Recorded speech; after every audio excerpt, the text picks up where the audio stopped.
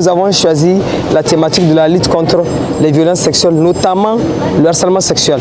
Parce qu'il y a eu beaucoup de cas dont nous avons été saisis par ce phénomène de harcèlement sexuel. Et on s'est rendu compte que même les enseignants sont parfois profanes dans la thématique. Ils ne comprennent pas quand est-ce qu'on parle de harcèlement, quand est-ce que la personne est susceptible d'aller répondre devant la loi de ses actions. Donc l'idée c'était quoi?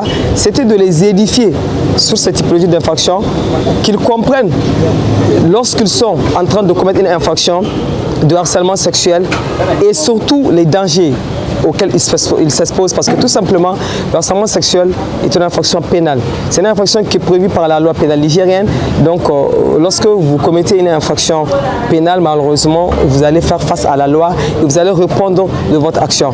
C'est un thème très fort sur lequel il va vraiment falloir porter très loin l'attention, parce que cette violence que les enfants vivent au quotidien, tant en milieu familial qu'en milieu scolaire, il va falloir faire quelque chose pour que cette violence soit vraiment prise en charge. Prise en charge, je le dis dans toute l'intensité du mot. C'est-à-dire qu'il ne s'agit pas de discours ou de messages. Il faut passer aux actes. Cette violence est vraiment un acte qui perturbe aujourd'hui le milieu scolaire. Le problème, nous ne savons pas où aller pour prendre en charge ces enfants.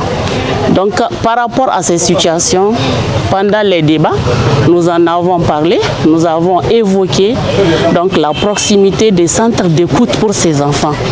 Donc, nous avons demandé à la division de la protection des mineurs d'essayer de voir dans quelle mesure ces enfants pourraient être pris en charge le plus tôt possible en cas de situation pareille.